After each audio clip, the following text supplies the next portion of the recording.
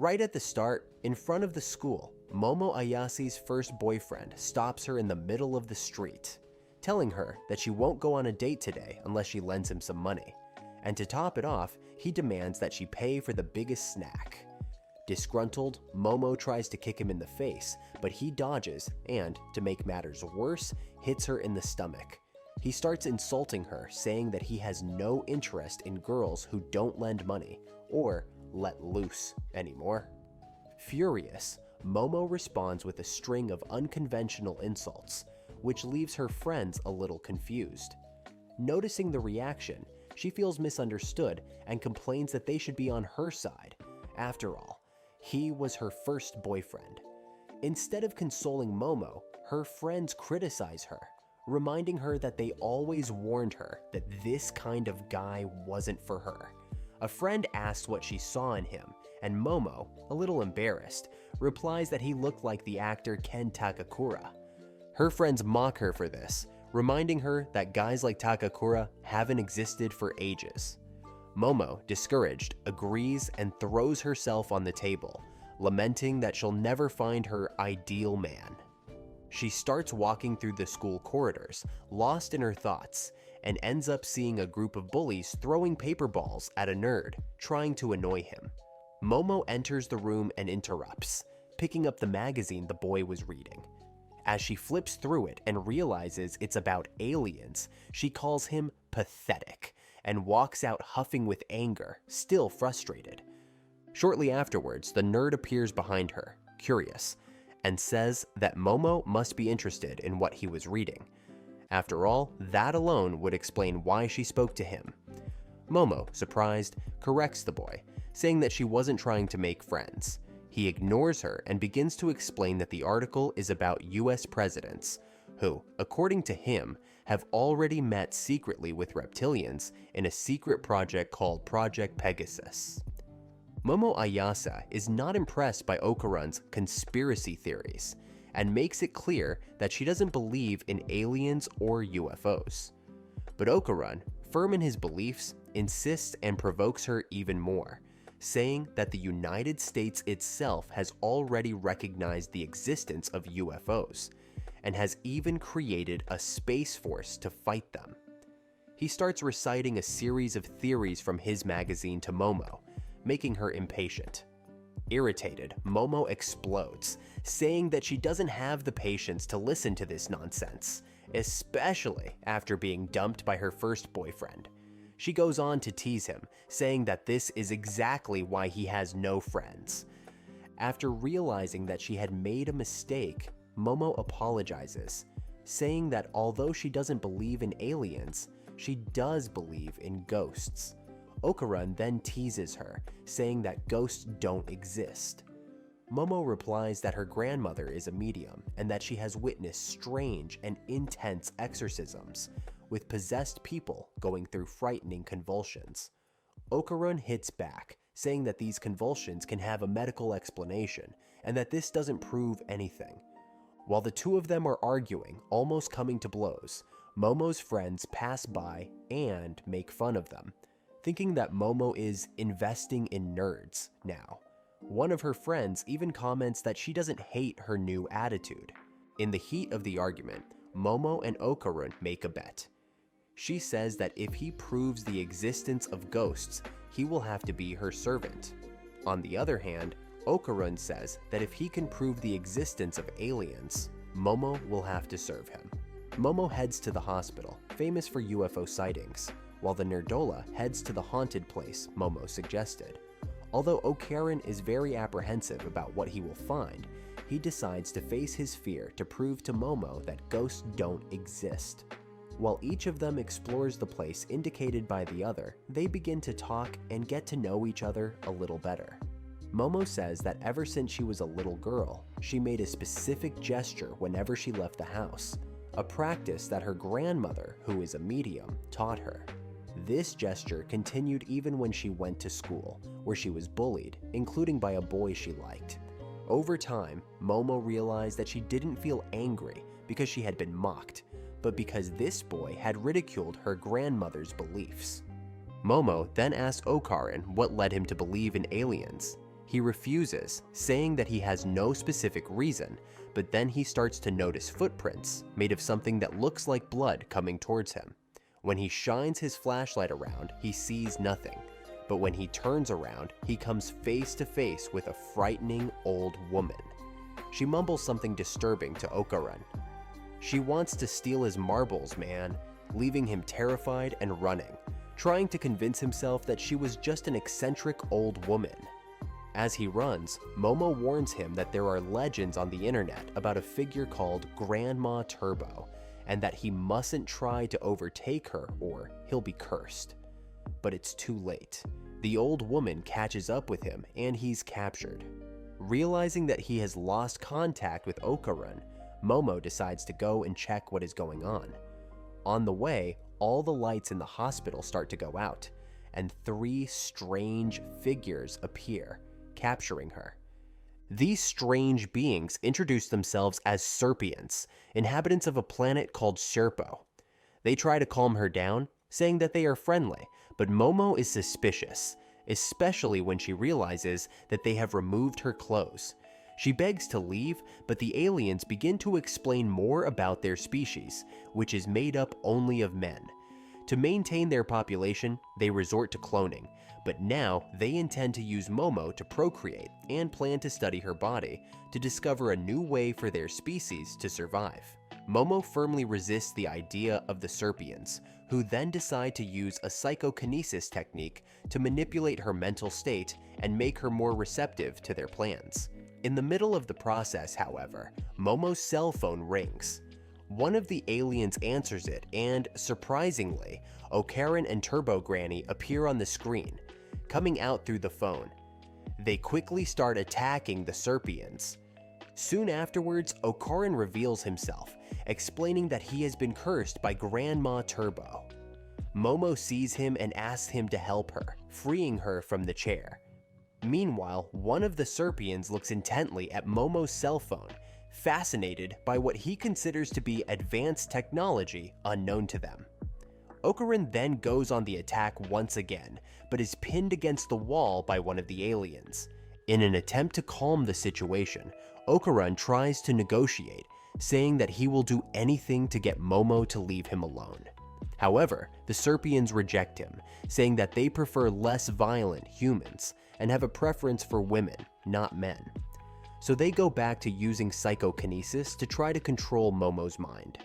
During this process, she remembers a conversation with her grandmother, who always taught her a specific gesture for protection, saying that it prevented accidents and illnesses. Thinking of the mockery she suffered for following these family beliefs, Momo rebels and decides that she will never repeat the gesture, rejecting her grandmother's traditions. However, as she tries to push these memories away, Momo realizes that her mind continues to resonate with the power of that ancient tradition. Momo manages to free herself from the chair using only the power of her mind, reducing the Serpient's psychokinetic power. Feeling victorious, she regains confidence in her grandmother's traditions, correcting her previous words and stating that her grandmother had always been a true spiritist. She then expels the Serpients, sending them away. Suddenly, Okaran jumps on her, acting strangely, and Momo tries to bring him back to reality. Realizing that he won't get better, Momo performs a purification, separating Granny Turbo's spirit from Okaran's body. Even with the separation, the curse remains, and Turbo Granny explains that she took his cucumber, which means that he is still cursed. She challenges Momo, saying that if she wants her cucumber back, she must meet her in the tunnel. Granny Turbo leaves, ignoring Momo's requests to return what belongs to Okaran. Seeing the Serpient's ship crash to the ground, Momo admits that she now believes in aliens, while Okaran, for his part, says that he believes in ghosts, since he was cursed by one. Determined to get his precious cucumber back, Okaran wants to go to the tunnel immediately, but Momo insists on going along, explaining that he could lose control if the effect of his psychic power wears off. She instructs him to put on his clothes, but Okaran says that it's she who needs to cover up, as he can't face her like this. He makes a comment that he's kind of a weird guy, which reminds Momo of the phrase used by Ken Takakura, her favorite actor. She tries to disguise her sudden excitement and asks him his name. The boy reveals that his name is Takakura Ken. Momo is incredulous when she hears the name Takakura Ken and doubts that the boy is serious. However, he insists and reaffirms his name, leaving Momo even more surprised. She accidentally kicks him and makes him temporarily lose control of the curse, but he soon regains it. To avoid further confusion, Momo suggests that he doesn't use his real name when they are close, proposing the nickname Okarun, as it matches his fascination with the occult.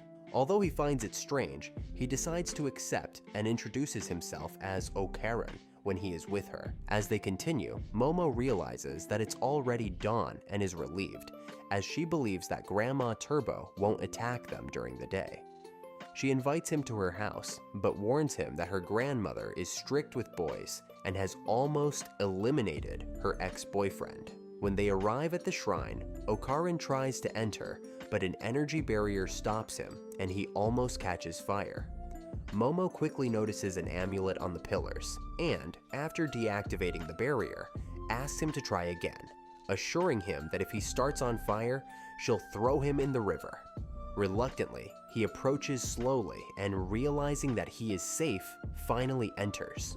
Momo laughs as she sees his hair stand on end from the shrine's energy, while he complains, asking for a little more empathy, as he has just faced great danger. Moving on, Momo calls her grandmother, but notices that the house is empty. She invites Okarun in, asking him to stay away while she changes. However, the curse strikes again, and he accidentally enters the room. Momo, already changed, offers him a coat and mentions that he should take a look at himself, remembering that Grandma Turbo cursed him and took something important from him. Taking a look at where his cucumber should be, Okarun despairs, realizing that he really has nothing. Momo insists on seeing, but he, totally embarrassed, shouts that he won't show anything. Momo, laughing, comments that he has nothing left to hide, and that he doesn't need to worry so much. Okarun, frustrated, accuses her, saying that if she hadn't made that bet, none of this would have happened. Momo corrects him, saying that he was never interested in these stories from the start. She reminds him that he was the one who kept talking about it, so deep down, he's also responsible for what happened. At this point, Okarun opens up and admits that he only continued the conversation because he was eager to make a friend, since he'd never had one before. He explains that he made an effort to interact with Momo, but soon realized that her world is totally different from his. Feeling out of place, he apologizes for involving her in this complicated situation, saying that she can ignore him once they've sorted it out. Momo replies that Okarun's tendency to jump to the wrong conclusions about others is what makes him push people away. She asks him to stop asking her to ignore him, as he still wants to talk about these nerd things. Okarun, uncomfortable, turns his face away, and Momo keeps pressing until he explodes, calling her reckless for exposing his weaknesses like that. In the middle of their discussion, they are interrupted by the sound of a doorbell. Okarun deduces that it is Momo's grandmother arriving, but Momo finds the noise strange, as she has never heard that bell before. She then remembers something her grandmother told her. The shrine has two bells, one for humans and one for evil spirits. Remembering this, Momo realizes that by removing the talisman from the entrance, she has left the place vulnerable. Okarun panics and asks what they should do. Momo takes the talisman and decides to put it back on the pillar. If it's an evil spirit on the other side of the door, it will burn when it enters. Okarun, fearing that he too will be burned, quickly moves away, while Momo scans the room for the spirit. Suddenly, they find themselves trapped in the shrine by a wall that covers the whole place. In a critical situation, Momo looks at the talisman and notices her nose starting to bleed. She notices a black mist in the air, which seems to be causing the strange effect on her and Okarun's bodies. Just then, a shadowy figure appears and accuses them of being people of bad faith, saying that they have broken a promise. However, it doesn't give any details about what they've done and starts chasing them, trying to hit them with its shadowy hands. Momo asks if that being is another spirit attached to Okarun, but he denies it, explaining that it is a type of alien known as the Flatwoods Monster, or 3-meter alien. He comments that there are studies suggesting that many people who see psychic phenomena also have a tendency to see UFOs. In other words, Okarun suspects that there may be some connection between ghosts and aliens. Noticing the creature in front of them, Momo realizes that it is related to the aliens they saw the night before. Desperate, she looks for something to dispel the poisonous mist that surrounds them, because if they keep breathing it, it's only a matter of time before they are severely weakened. Momo comments that she can't use her psychic powers properly, while she's still keeping the curse under control in Okarun's body. Suddenly, Okarun regains consciousness, but notices that his left arm looks different. Seeing no other option, he decides to confront the creature directly, asking Momo to release his curse. She asks him why this sudden change, and he explains that if the enemy really is an alien, he won't hesitate to face it. He therefore insists that Momo release the curse, while still maintaining control over his mind. Momo is reluctant, explaining that she doesn't have a perfect command of her powers to fulfill his request at this level. But, seeing Okarun's determination, she decides to collaborate, even without guarantees. As soon as the curse is activated, he feels his body overflowing with immense power. On the other hand, he also begins to feel strangely depressed, uttering melancholy phrases. Despite this, he continues to prepare for the fight. When the enemy attacks by surprise, Okarun's body automatically dodges, avoiding the evil spirit's blow. Seeing this, Momo feels a growing sense of relief. Maybe now they really do have a chance of winning this battle. Suddenly, Okarun starts to feel strange, as if he's feeling sick, and the evil spirit takes advantage of this weakness to attack him, throwing him towards Momo in her human form. Okarun apologizes, explaining that his body can't cope with the overload of power from the curse. It's more than he can bear. And to make matters worse, he realizes that he has only managed to slightly injure the spirit, hitting only its fingers. This makes him think that victory is further away than ever. Observing the spirit's movements, Momo notices that it behaves like a sumo wrestler. She quickly formulates a plan. If they can make the spirit touch the ground with their hands, they can beat it, following the rules of sumo. With this in mind, Momo asks Okarun to focus on the spirit's feet, while she tries to knock it down with her psychic power. Working together, they manage to make the spirit touch the ground with one of its hands. As expected, that hand disappears, but the monster quickly recovers, returning to its attack position and pressing Momo against the wall. Okarun begins to lose control of the curse again, especially now that Momo is out of combat. Momo then extends her hands towards Okarun, taking control of the curse once again. She then turns her focus to the spirit, saying that he is cheating because, by touching the ground, he should have accepted defeat. Meanwhile, Okarun asks Momo to release the curse completely, saying that her only intention now is to defeat the spirit, regardless of the consequences for her body. But Momo insists, saying that she is already attacking the spirit and asks him to watch, as the spirit's trickery has angered her to the point where she wants to resolve the situation herself. The spirit, also angry, intensifies its attack. Okarun again asks Momo to release the curse so that he can fight the spirit evenly. Despite being in a dangerous situation, Momo stands firm and finally manages to place the talisman at a strategic point, causing the spirit to burn instantly. In this moment of relief, the two embrace. When they open their eyes, they realize that their view of the shrine has returned to normal. Momo feels relieved, as she believed they wouldn't make it out of the battle alive. Soon afterwards, however, Okorin begins to lose control again, and Momo has to activate her power once more. She notices that her hair is in a different style, and jokes that she preferred her previous cut, which was funnier. At the same moment, Momo feels dizzy and faints. With that, Okorin loses control again, and the curse of Grandma Turbo takes over his body once more. Meanwhile, Dodoria, a renowned psychic, is on a local talk show interrogating a young idol, asking questions that are not appropriate for her age. One of the producers wonders if it wouldn't be problematic to broadcast the show in this way, but another producer assures them that they won't have any problems, as the show's audience is limited. After finishing recording, Dodoria takes a cab to leave. The driver recognizes her from TV and, curious, asks if she really has psychic powers. Irritated by the question, Dodoria asks him to stop the car immediately, saying she's going to get off right there. The driver, realizing that he has made her uncomfortable, tries to apologize and explains that he just wanted to see her powers up close. Ignoring his explanation, Dodoria tells him to get out of there if he wants to stay alive. While walking, Dodoria comes across Granny Turbo attacking Momo in the middle of the street. Without hesitation, Dodoria advances against the spirit, driving a nail into her and revealing that Momo, the girl being attacked, is her granddaughter, who always seems to attract trouble.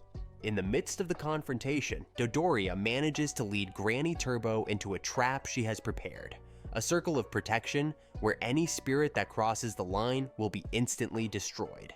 Approaching Granny Turbo, Dodoria teases her, while the spirit angrily promises that it will devour her at some point, as it can't be kept trapped there forever. Dodoria, unperturbed, makes it clear that she doesn't just plan to keep her locked up, she intends to destroy her. With determination, Dodoria strikes Granny Turbo several times with a club, warning her not to try to go beyond the circle. Desperate, Granny Turbo warns that if she is destroyed, the human she is cursing will also suffer the consequences and could die. Even so, Dodoria, showing total disinterest, states that she has no compassion for those who deceive her granddaughter, and that includes even humans. Soon after this epic fight, Momo wakes up frightened in her room, thinking it was all just a bad dream. She rushes downstairs to see her grandmother, but is interrupted by Dodoria, who asks her to keep it down so she can concentrate on the TV. During the conversation, Dodoria discovers that Momo has been to a haunted place and questions what she was doing there. Momo explains that while talking to a friend, they decided to explore haunted places out of curiosity. Dodoria, however, seems more interested in the program she's watching and ignores Momo, which irritates her. She then asks where Ken Takakura is, whom Dodoria refers to as the boy. Dodoria replies that she has already taken care of the evil spirit, which worries Momo. But Dodoria, imitating her granddaughter, reminds her that she doesn't believe in ghosts and suggests that Momo shouldn't worry about such things, realizing that her grandmother still holds a grudge for what she said in the past. Momo gets down on her knees, apologizes, and asks what exactly her grandmother did to the spirit. Dodoria simply tells Momo to check the main hall of the shrine. Momo runs off, warning that she won't forgive her grandmother if something has happened to Ken. On the way, she begins to blame herself for everything that has happened, thinking that none of this would have happened if she hadn't called Ken into the cursed tunnel. When she gets there, she finds Ken safe and eating happily. Ken, on seeing her, begins to cry with relief, thinking that she could have died. In response, Momo slams the door and starts complaining, frustrated by all the needless alarm. Soon after, Dodoria appears and explains that Ken will be protected as long as he is confined to the house, as his curse won't manifest itself there. This makes Momo even angrier with her grandmother, because Dodoria had said that she had killed the spirit, which Momo interpreted differently. Dodoria then observes Momo's despair and raises the suspicion that the boy is more than a friend, perhaps a crush, given her concern at the thought of Ken being dead. However, Momo corrects her grandmother and explains that until Kente Kakura, Okarin, gets his amulet back, he will remain under Grandma Turbo's curse.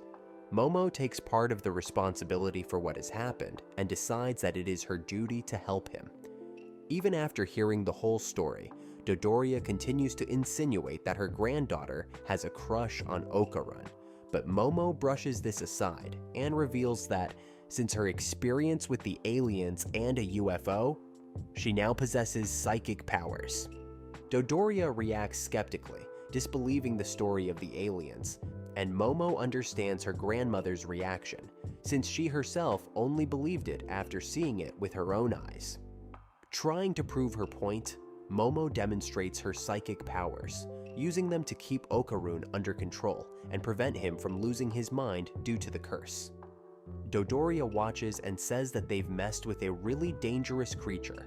She then explains more about the origin of Grandma Turbo, revealing that this entity is a modern yokai who has terrorized several regions. Dodoria tells us that she learned of Grandma Turbo's presence in the tunnel where Okarin entered, and when she got there, she felt such an intense energy that she couldn't even enter. She then explains the concept of bound spirits, ghosts that remain in specific places because of some powerful attachment. These spirits are practically invincible when they are in their own territories, and any sensible medium avoids confronting them in these places. She then warns Momo that in the case of that tunnel, Grandma Turbo has merged with the bound spirit of the place, making it even more dangerous. Dodoria suggests that Momo not get involved with this entity, pointing out that she has no direct obligation to solve Okarin's problem and should therefore put it aside for her own safety. Momo is in doubt about what to do, but when she thinks about what her idol would do, she decides that she has to help her friend Okarin. Dodoria, noticing her granddaughter's hesitation, teases her again, insinuating that she really is in love with the brat. Even though she can't dissuade her from going into the tunnel, Dodoria advises Momo to use a tag strategy with Grandma Turbo, since the creature relies heavily on her speed and will accept a challenge if provoked enough. Dodoria, however, warns of a problem. The bound spirit's territory is inside the city of Shono, so Momo will need to lure Granny Turbo out of the city in order to weaken her and stand a chance of defeating her. Momo, realizing the complexity of the plan, admits that her thin legs wouldn't help her run faster than Granny Turbo. She suggests that her grandmother place a talisman in the tunnel, but Dodoria explains that this is not possible, as she can only activate her barrier technique when she is inside the city, where she can borrow the power of the god who protects that place. To get around this, Dodoria suggests that Okaran carry Momo on his back, allowing her to focus on controlling the curse. Okaran, however, reveals that he can only run at high speed twice before he needs to rest. Upon hearing this, Dodoria decides that he needs to train until he can run non-stop. She then gives Okaran a strict training schedule and suggests that Momo train his psychic powers even more, as he will need at them to keep up with him. At the end of the instructions, Dodoria tells them to get a good night's rest, as the intensive training will begin the next morning. As he begins his training, Okaran feels the urge to go to the bathroom. Momo explains that if he goes in, she will lose control over the curse, as the walls will block her psychic powers.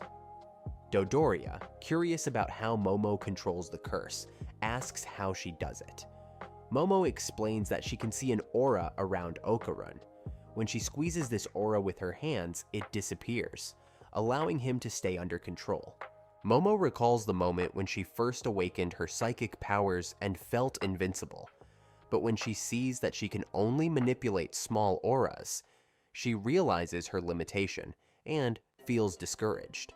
Dodoria then advises Momo to close her eyes, explaining that she relies heavily on sight to control the curse and must try to use all her senses. Meanwhile, Okaran, increasingly uncomfortable, tries to run to the bathroom. Momo tries to stop him, claiming that he doesn't have permission to use it, but without revealing that he actually wanted to go first. Okarun takes advantage of the confusion and shoots ahead, beating Dodoria and Momo in a close race. However, he has to use the toilet under Momo's watchful eye to prevent his curse from awakening at this critical moment. Meanwhile, Dodoria remembers Momo's confidence when she awakened her powers and reflects on the evolution and challenges her granddaughter faces in controlling this ability. Dodoria watches Momo with interest, believing that her granddaughter's psychic ability is intrinsic, although it seems to be sealed for some reason. She comments that Momo will need to strengthen this power over the course of her training. Reassuringly, Dodoria says that there is time for this, as Okarun will still take some time to develop sufficient physical strength. In the middle of the conversation, Momo looks away, and Okarun's curse escapes, with Granny Turbo taking control. She threatens Dodoria, offering a cruel choice: attack her with a heart attack or a stroke. Turbo then orders Momo to go to the tunnel later that night, under penalty of using Okarun to spread a curse like an epidemic. When night falls, Dodoria gives Momo and Okarun a protective vest against evil spirits. Watching them go, she advises her granddaughter to be careful. Instead of using the bicycles, they take the subway. On the way, Momo starts to take off her vest, and Okarun asks her, confused as to why she has removed the protection. She replies confidently that in fact, the Magaro only needs to be stylish in order to become stronger in its final version. At the entrance to the tunnel, Momo and Okarun argue about who should go ahead, throwing the responsibility on each other until Okarun suggests that they enter side by side, so that no one is unfairly treated.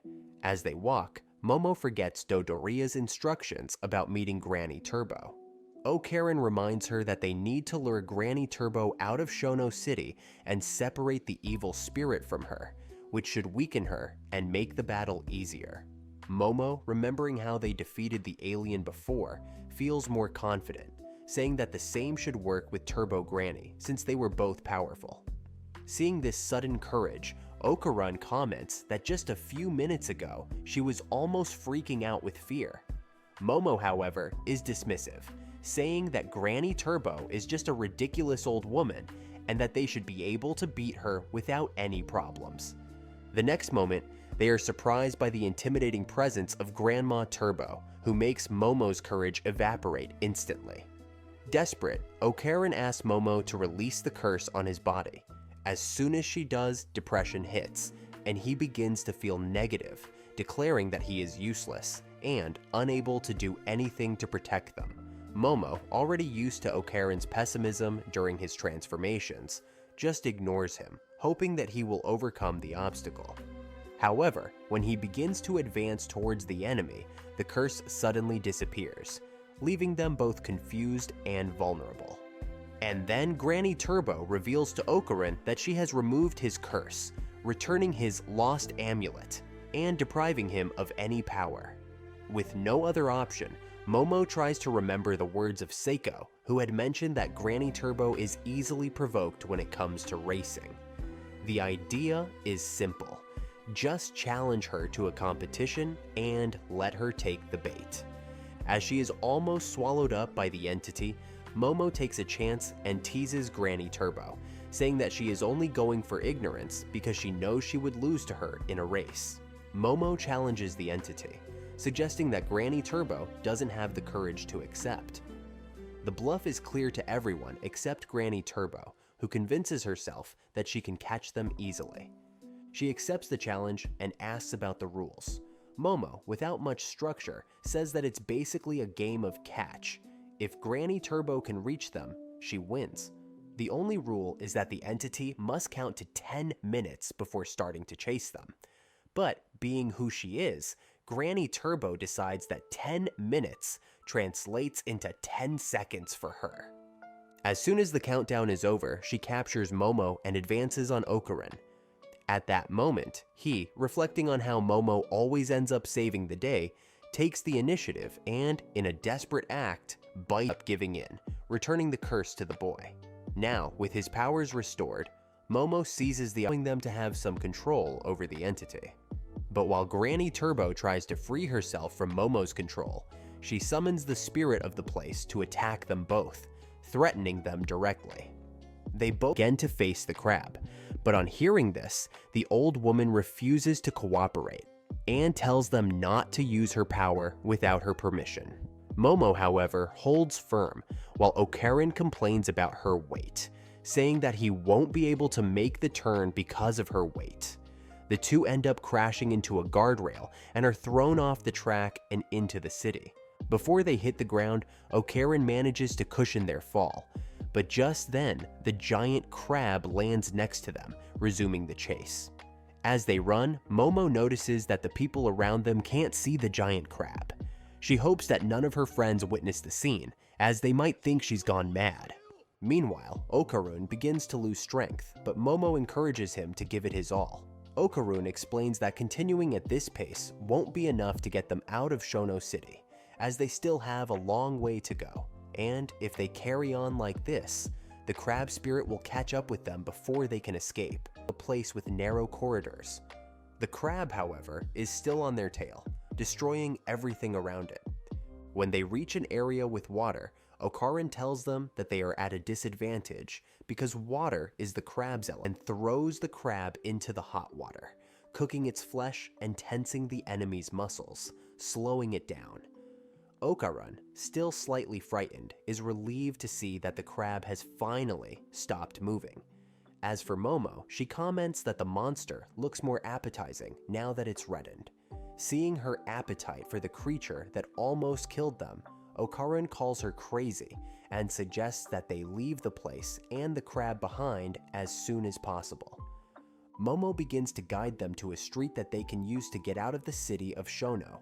However, in the middle of the road, a crowd comes running towards them, leaving them at a loss to understand what is going on. Just then, Grandma Turbo reappears and says that she won't let them escape so easily.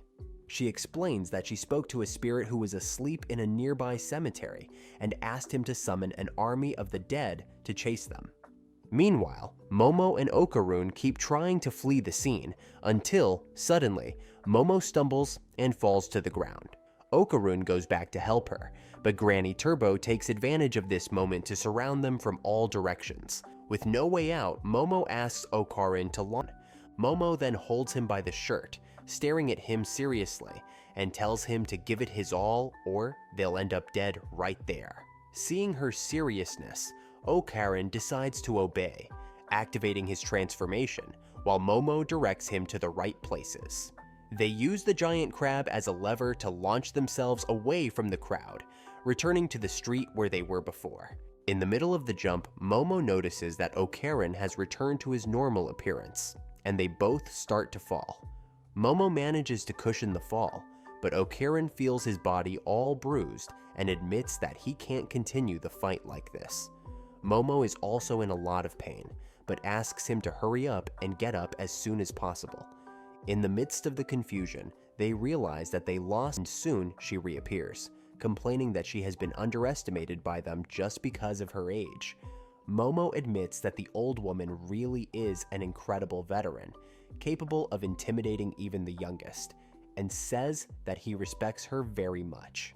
Momo uses some English words in her speech, which makes Granny Turbo angry, as she believes Momo is trying to trick her with words she doesn't understand. Granny Turbo tells Momo to stop speaking English and suggests that they start running immediately if they don't want to be devoured. Realizing that they are close to leaving the town of Shono, Grandma Turbo decides to show one last act of compassion by giving them a little time to run. Before resuming the chase, Momo challenges Turbo Granny, saying that she only needs 121 kilometers all the time, while the old woman brags while saying we're against Turbo Granny, completely wiping her out. After defeating the crab, Okarin wakes up, frightened, asking about the giant crab and Turbo Granny who were chasing them. These young women became evil spirits against their will. Seiko reveals that Granny Turbo had been monitored for a long time. Although it seemed that Granny Turbo was trying to console these spirits, she was using the dead to attack the living, something that is completely forbidden. This forced the mediums to capture Grandma Turbo and send her to the other world by force. Seiko also makes it clear that the same logic applies to the living. They must also show respect for the dead. When they return home, they serve crab for dinner. However, Okarun loses his appetite because of everything that has happened, and Seiko jokingly calls him a spoiled child and asks him if he really has something between his legs. Okarun, a little indignant, says yes to him, asking him to prove it and showing that she wants to see what he has. She starts chasing him around the house, adding to the provocation. At the end of the night, Okarun says goodbye to Momo. She also says goodbye, but realizing that it sounds a bit distant, she calls him again, saying, "See you tomorrow," leaving the hope in the air that they will meet at school the next day, trying to prevent her from realizing that when he arrives at the school gate, he finds her leaning against the wall, seemingly waiting for someone. He thinks for a moment that she might be waiting for him, but then comes to his senses and assumes that it must be someone else. So he decides to just walk past her as if he hadn't seen her. Again the day they met those aliens, curious about how they lived and what they ate. When they get to the classroom, Momo says goodbye, and Okarun starts the day being bullied by his classmates. He decides to forgive each one of them, as he now has an amazing friend, Momo. Meanwhile, Momo sits in her corner, more introspective than usual.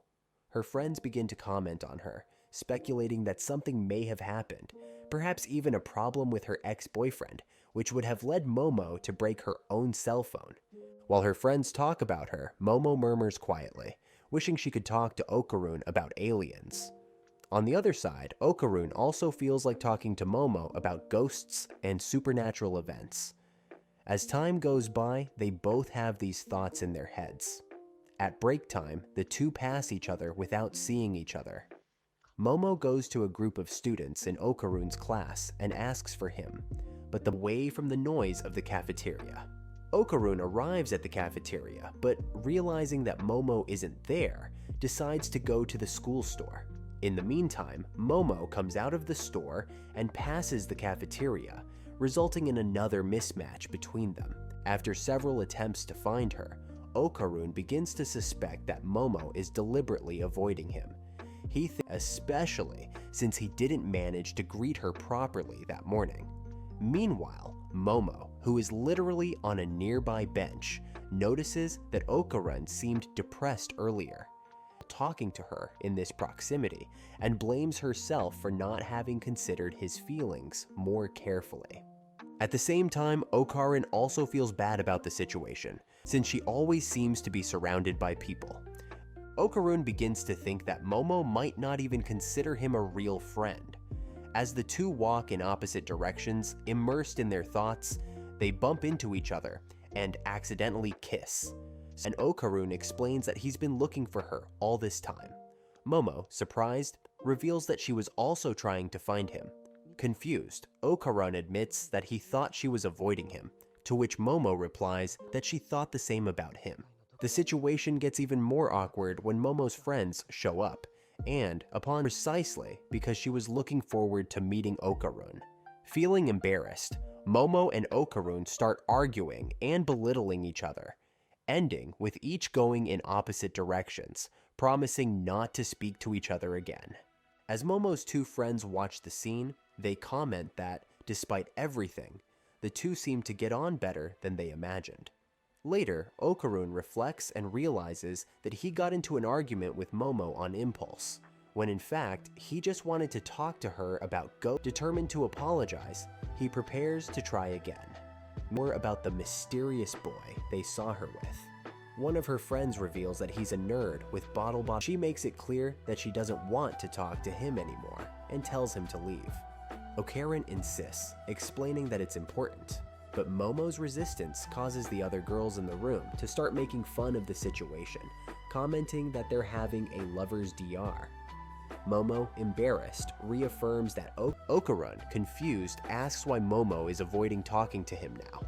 He explains that he only said it impulsively, because she was the one who said it first, but in reality, he still wants to talk. Momo, however, remains firm and continues to avoid talking to him. Frustrated, Okaran wonders if it's that embarrassing to be his friend, and, disappointed, walks away, believing that Momo is ashamed to have him as a friend. He tries to walk away, but the girl continues to follow him, saying that he is very kind. Momo, a pretty girl like her in the future, and that she is doing him a favor by letting him dream. Outraged by these absurdities, Momo uses her power of telekinesis to drop an iron bucket on the girl's head, who go home with her, saying that a person as shallow as that would never understand his true charm. On the way home, Momo apologizes to Okaran, admitting that she acted like an idiot, started spreading among her friends, and that's why she ended up acting as if she was ashamed of him. All bothered by the situation, asked what really happened to Grandma Turbo, said a prayer, and what's more, his curse was broken, with everything returning to normal. However, he quickly corrects him that he forgot about the rest. Momo jokes that, given its to help, Seiko prepares a ritual and gives Okaran a gentle slap on the back. At that moment, Momo notices that his aura changes for a moment, so Seiko instructs Momo to remove the aura as soon as it transforms. When Momo does this, the talisman on the stuffed cat, Momo wonders if Granny Turbo understands that they are now in control. When Okaran demands back his balls, Granny Turbo, in a twist, decides to use them as hostages, reveals that if they try to destroy her, Okaran's balls will disappear forever. She then demands that he take a knife and eliminate Momo and Seiko immediately, promising to return what he has lost if he obeys. This makes Okaran furious, and he suddenly manages to transform even without any trace of Granny Turbo in his body. After all, only her consciousness has been transferred to a doll, but as Seiko explains, that only she can restore Granny Turbo's consciousness, leaving the spirit completely in her hands. But with a mischievous laugh, she's somewhere, and that she can't even remember where. Sometime later, Granny Turbo explains that Okaran's balls are stuck to her spiritual energy membrane, and from the glow, she believes they will be easy to find once he can see them. However, despite searching endlessly, Okaran says he still can't see anything, and Momo also complains, joking that it's impossible to find anything as small as his balls. Grandma Turbo then suggests that they may have already disappeared, considering that they can't be found anywhere. She goes on to explain that the male balls have a very strong vital energy, which ends up attracting ghosts and yokais, as many believe they can be reborn by collecting items with this energy. Evil ghosts often attack humans precisely to try to steal this life force. Upon hearing this, Momo begins to suspect that some evil spirit has stolen Okaran's balls, making his recovery practically impossible. While Okaran and Momo try to process this, Grandma Turbo simply ignores the seriousness of the situation without showing much concern. Frustrated, Momo and Okaran start begging Grandma Turbo to help with the search, but realizing that this will lead nowhere, Momo decides to go home and think about what they can do next. When they arrive, they explain the situation to Seiko, who offers to investigate with some friends to see if anyone has a solution. Before leaving, Seiko reminds Okaran that he still has Grandma Turbo's power inside him. Although this power is under control, she warns him that it is still very dangerous, and suggests that he remain calm while they try to solve the problem. The next day, Okaran goes to school as normal. One of the boys, who often teases him, approaches him, asking if he is really seeing Momo. Okaran denies it, but the boy asks him to introduce them, as he wants to try to be friends with her, mentioning how cute she is. Upon hearing this, Okaran thinks that the boy really is right. After all, Momo is very pretty. After these rather impure thoughts, Okaran controls himself and reaffirms that Momo is just a friend. But the student who was talking to him mentions a rumor about Momo, insinuating that she is easy. Okaran angrily grabs the boy by the collar, demanding to know who started this lie about his friend. In the heat of the moment, he begins to lose control, feeling the energy of the transformation increase. Realizing this, he lets go of his colleague and goes back to his desk, trying to calm down with his book of conspiracy theories. Suddenly, Grandma Turbo appears, noticing Okarin's frustration. He quickly takes her to a secluded spot to prevent anyone from seeing her. Granny Turbo tries to persuade him to let her into his body again, promising not to interfere once she regains her full power. But Okarun insists that she must return his balls first. He would never accept a deal with so many risks. The conversation is interrupted by the arrival of Momo, who asks what he's doing there. Remembering what his colleagues said about her being cute, Okarin walks away, embarrassed, unable to look at her. Upset, Momo goes back to her classroom and vents to her friends, mentioning that Okarun is ignoring her for no reason. A friend then tells her that she heard rumors that he had fought with other guys to defend her reputation. Surprised, Momo asks about the rumor and discovers that someone has spread lies about her, and that Okarun has lost control when he hears about it. Meanwhile, the same girl who spread the rumor walks down the corridor, full of herself. Satisfied with her work, she remembers her first encounter with Momo when she saw the demon wings on her. Convinced that Momo is some kind of demon in disguise, the girl feels as if she has been chosen to defeat her. With a touch of superiority, she decides that she is destined to put an end to Momo and begins to plan her next steps. To further reinforce her theory, Era takes one of Okarun's golden balls out of her pocket and claims that the fact that it fell near her is irrefutable proof that she is the chosen one.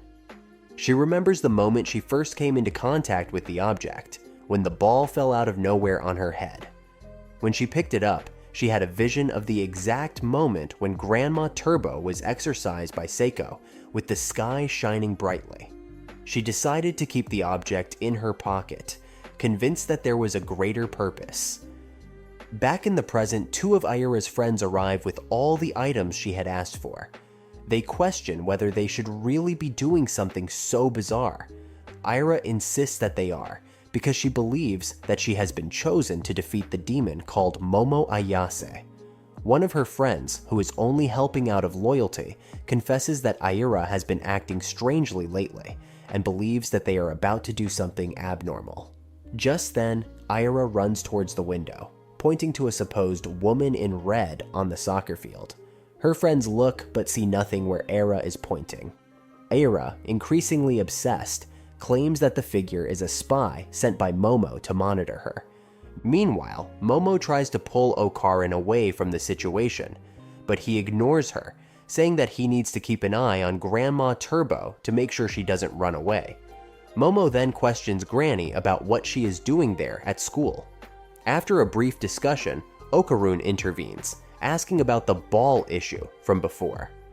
Granny Turbo explains that she's not just wandering around the school, she's actually looking for the jewels of an old family. Momo calls her an idiot, saying that something like that would never be there at school. However, Okarun begins to realize that maybe Grandma isn't so wrong, since her balls could have been found by humans instead of a yokai.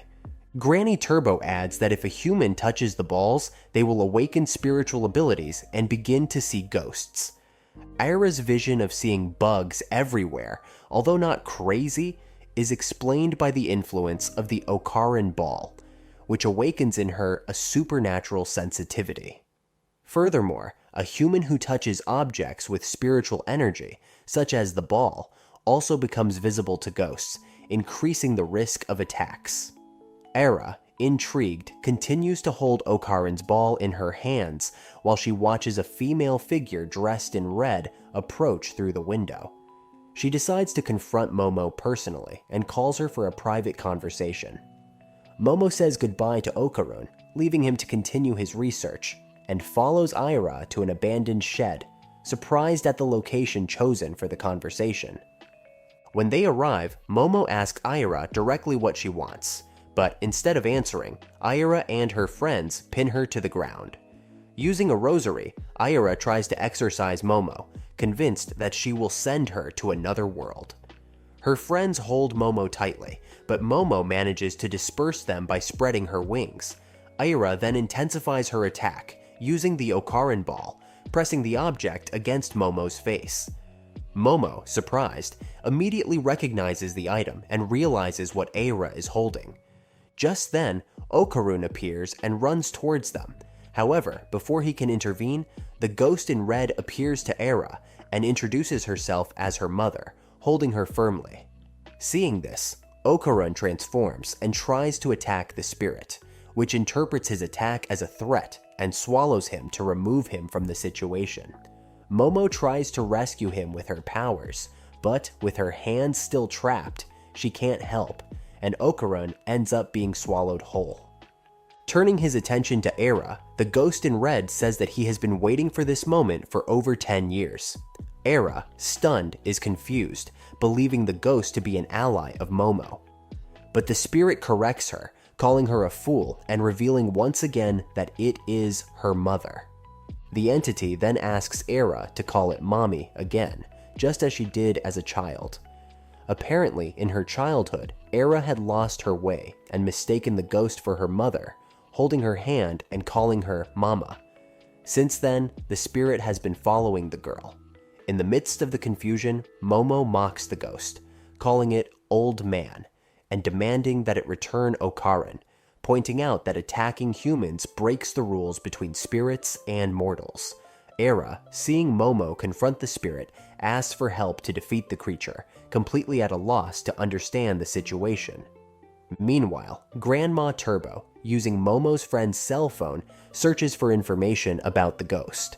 Eira, in her confusion, believes that being chosen from heaven is a consequence of her beauty, and promises to defeat the monster, leaving the spirit touched, although upset at being called a monster.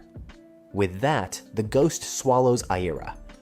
Turning to Momo, the spirit accuses her of turning her daughter into a delinquent, and as she approaches to swallow her too, Momo calls Grandma Turbo, but the entity reminds her that she has no powers and that Momo is responsible for this situation. With no alternative, Momo resists while the ghost binds her with its hair, trying to force her to call it mommy in exchange for forgiveness. Refusing, Momo calls him an idiot once again, and ends up swallowed up like the others. At this point, Grandma Turbo decides to act and orders the ghost to free the three of them. Reluctantly, the ghost refuses, but when he discovers that he has swallowed some of Grandma Turbo's hair along with Momo, he realizes that he has made a mistake. The digestion of the hair generates a reaction, and with a fire forming inside the ghost, it has no choice but to release everyone. In the end, everyone escapes, but they end up with torn clothes and practically half naked. Feeling that Eira has been taken away from it, the entity starts attacking them again, calling Okarun and Momo pigs and dirty. Okarun, realizing that the monster won't leave them alone, asks what they should do with Eira, since she seems to be the reason for the chase. Momo tells him to keep running, but Okarun complains that the place is full of obstacles, which limits his mobility. At that moment, Momo says she has an idea, but before she can explain, the entity strikes her, throwing her away. Relentlessly, the ghost pursues Okarun again and manages to separate him from Eira. Now alone with the girl, the entity approaches her and declares that, although Eira refuses to call it mommy, it still wants to be by her side. To do this, the entity plans to devour her, becoming part of her blood and flesh, believing that this way they would be together forever. Before the entity can consummate the act, she feels her body paralyze and doesn't understand what is happening. At that moment, Momo appears, sneering at the entity and explaining that she herself had become entangled in its threads when trying to chase Okarun. Realizing her disadvantage, the entity gets even angrier, declaring that she won't be defeated by a cheap trick. Determined to free herself, she begins to break the beams around her, but Momo quickly hooks her legs, preventing her from escaping. With the ghost temporarily immobilized, Momo shouts for Okarun to act and finish her off. However, he hesitates, saying that the only time he defeated the aliens was pure luck.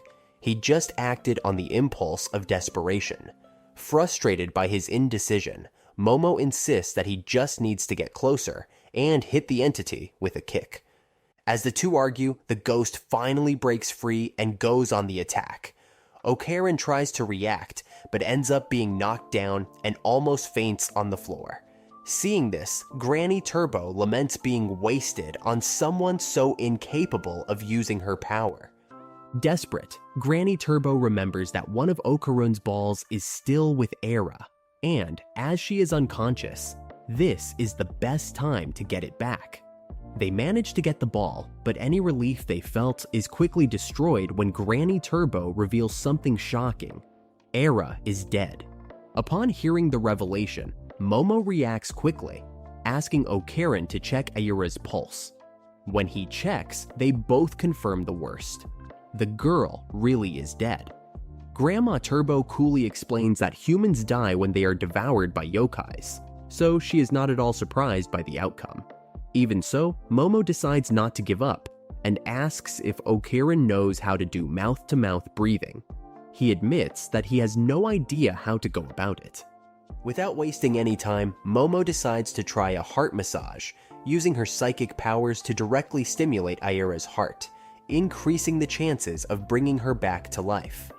As she carries out the procedure, Grandma Turbo bluntly comments that if Ayura really is dead, the massage will have no effect, as her heart would be nothing more than a piece of meat about to rot. Irritated by the insensitive comments, Momo tells Grandma Turbo to shut up or leave, as her words are only getting in the way. Okarun, for her part, decides to try mouth-to-mouth breathing, even though she has no experience, while Momo remains focused on what she is doing. Suddenly, the spirit of the entity begins to stagger closer, repeating Ayura's name several times. Exasperated, Momo gets even angrier, making it clear that she doesn't have time to deal with this problem right now. Realizing the situation, Okarin decides to confront the entity, while Momo continues trying to revive Era. Upon hearing their plan, the entity interrupts, stating that their efforts are useless and that Era will not come back to life with these attempts. It reveals that if they really want to save the girl, they will need to transfer their aura to her, explaining that the aura works like a battery for the human body. Without it, the engine can't function. That said, the entity offers to donate its own aura, saying that it's the only way to save Era. Momo, however, is immediately suspicious, believing that the entity is lying and that this is just an attempt to take over Era's body. The ghost fights back, claiming that it is no longer capable of consuming anyone in its current state. Surprisingly, Granny Turbo defends the entity, saying that without the aura transfer, Era will indeed remain dead. Even listening to Grandma Turbo's explanation, Momo remains suspicious and asks how the entity intends to merge her aura with Era's. The entity explains that her aura can be transferred to Era.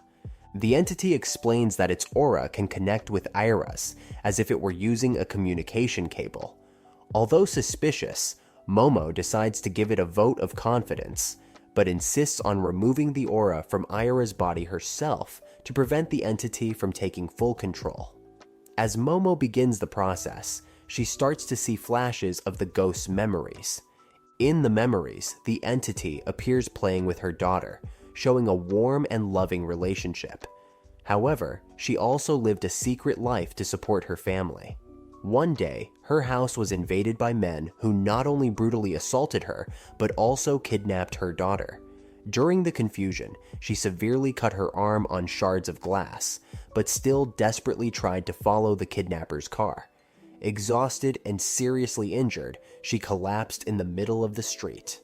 While unconscious, the woman had a brief epiphany, glimpsing a beautiful and peaceful place. However, when she woke up, she realized that she had already become a ghost, lost and unable to remember exactly what had happened. What remained was a deep sense of loss, without understanding exactly what she had lost. Back in her memories, little Ira is shown pulling at the dress of the bloodied woman in the street, mistaking her for her mother. However, realizing that the woman was not who she was looking for, Ira walked away, leaving her behind. The entity tried to react, but was disoriented, unable to understand what was happening. Ira's father appears in the scene, scolding her for walking alone in the street. When Ira explains that she mistook a woman for her mother, he replies that it would be impossible for that to be true. Curious, Ira asks where her mother is, and her father explains that she is somewhere far away. He encourages Ira to be strong, saying that her mother will come back one day, and that she must learn to be independent so that her mother can be proud of her when she returns. Moved by her father's words, Ira promises to do her best to become someone her mother would admire. Meanwhile, the entity, still confused and bloody, watches from afar, desperately wondering where her daughter is. Gradually, the pieces begin to fit together, and she finally remembers her traumatic past and the reason for her existence as a ghost. Remembering her daughter, the entity decides that she will do everything in her power to protect her this time, making sure that no one hurts the girl who called her Mommy. At that moment, Ira finally awakens, but Momo falls to the ground, visibly weakened. Okarun, concerned, offers to take care of the entity in case it is doing something against Momo. However, Momo asks him not to interfere. Meanwhile, the entity turns to Ira and, with tears in her eyes, apologizes for her actions. Instead of protecting her, as he had promised, he ended up hurting her. Recognizing itself as a true monster, the entity's body begins to disintegrate. Seeing this scene, Momo asks what will happen to the ghost. Granny Turbo explains that, by transferring its entire aura to Ira, the entity will inevitably disappear, ceasing to exist altogether. Momo, intrigued, asks what will be left after that. Grandma Turbo explains that once the entity disappears, it will return to the void, as if it had never existed. Both the living and the dead will forget about it completely.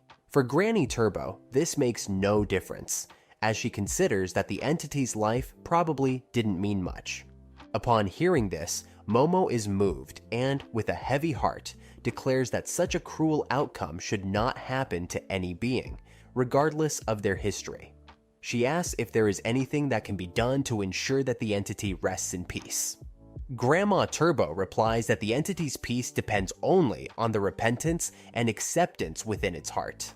As she falls apart, the entity deeply regrets the things she didn't get to do while she was alive. She recalls that she would have liked to have given her daughter better clothes, played with her more, and been a better mother. In a moment of self-criticism, the entity confesses that she believes her daughter would have been happier if she hadn't been born to her. With invisible tears, she apologizes to her daughter for all the time she has disappointed her. At that moment, Aira runs up to the entity and, with a trembling voice, calls her Mama, as she had asked before. Aira says with conviction that she was the happiest person in the world to have her as a mother. The two hug each other in tears, creating an emotional and heart-wrenching moment. Finally, Aira's mother vanishes into thin air, but not without leaving an indelible mark. Aira promises herself that she will never forget her mother, no matter what happens. While they intently, despite her kindness, Momo makes it clear that they have no intention of being friends.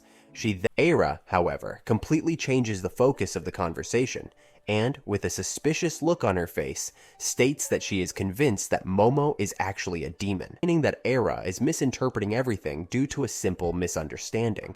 Insist on her theories. She mentions that there are many strange things involving the group, including Seiko, who doesn't seem to be Momo's grandmother, as she is too young and pretty for that. Laughing, she says that Momo really does look like a demon sometimes. Ara takes Seiko's words literally, saying that Momo must be the supreme leader. He claims that, contrary to what Momo says, she was chosen to save the world.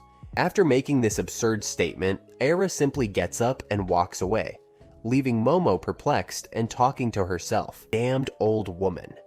Aira returns to confront Okarun, wants to understand why he protected her so many times, even though she believed he might be a demon, saying that Okarun is in no way a demon, and that Aira is completely mistaken. During lunch, Momo joins her friends and comments on Okarun's strange behavior. She senses that he's hiding something, but can't figure out what it is. One of her friends, trying to tease her, suggests that there might be another girl involved. Momo, however, dismisses this idea out of hand, saying that Okarun is the last person she would suspect of this. Although she denies it, Something reminds her of Ira and the way she looked at Okarun when they said goodbye. The thought bothers her more than she'd like to admit. Trying to distract herself, Momo decides to go out and buy some juice, but the thought of Okarun hiding something keeps hammering at the back of her mind. Determined to resolve her suspicions, Momo considers going to Okarun's class to an unexpected scene.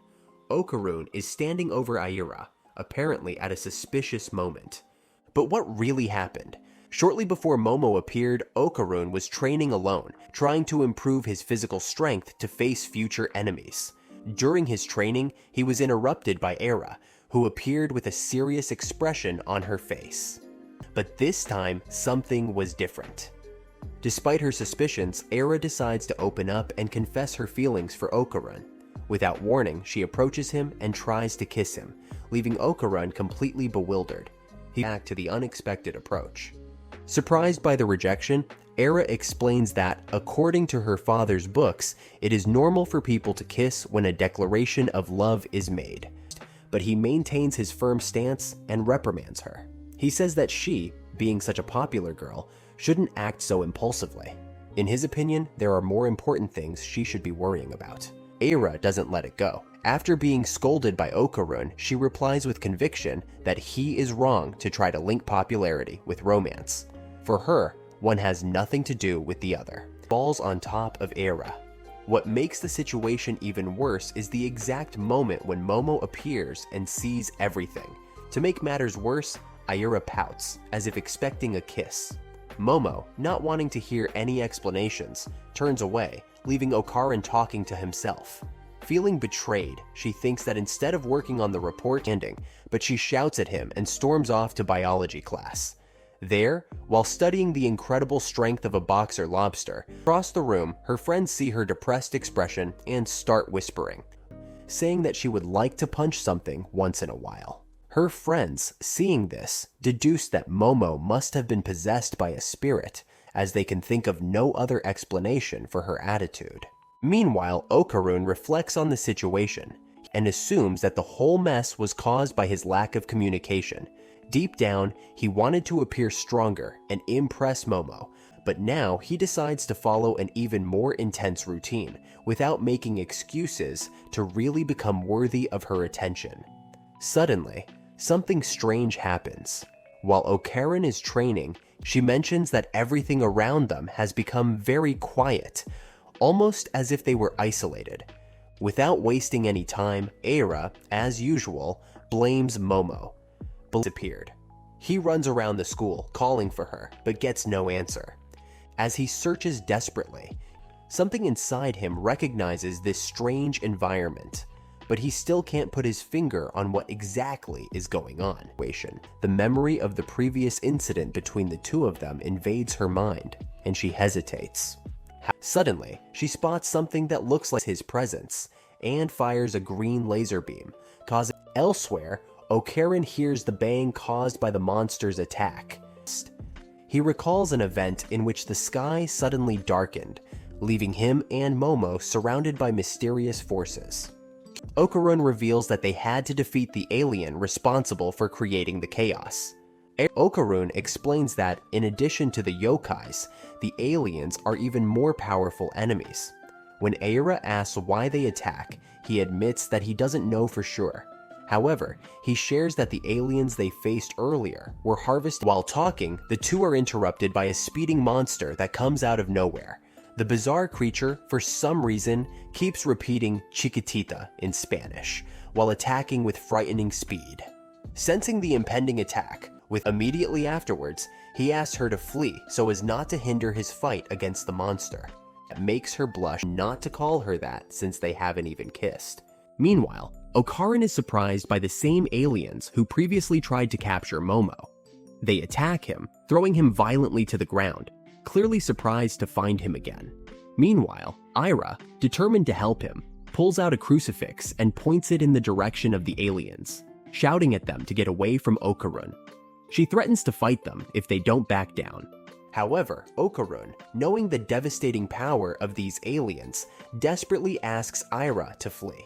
He explains that the monster's main objective is to capture. However, the aliens ignore his explanation and proceed to cut up his banana.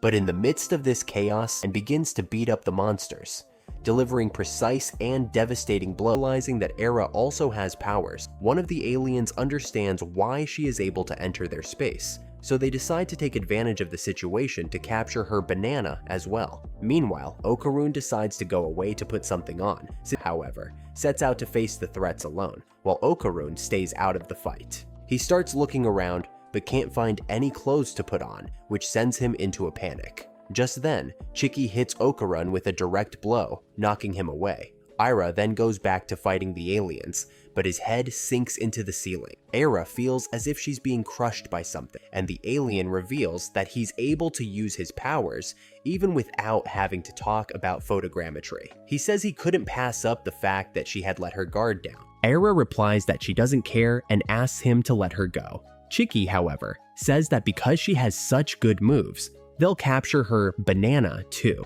Upon hearing this, Aira replies, "I'll be chosen divine, and I won't lose to anyone." Chiki strikes Aira again, destroying the wall behind her. Chiki then agrees that Aira is indeed chosen, but not in the way she believes. He reveals that she was chosen for the evolution of the aliens. With that, they begin to plan the removal of her banana. Meanwhile, Okarun, still unclothed, decides that he needs to do something for his friend, because for him, there are more important things than clothes. He transforms in front of everyone, preparing to fight. But soon, the aliens start pressing him against the ground, undoing his transformation. One of the aliens explains that their power is possible thanks to the three of them combining psychokinesis. This power is called the Incredible Zone and is responsible for nullifying the transformation of any being within their area. Although useful against their enemies, this power has a flaw.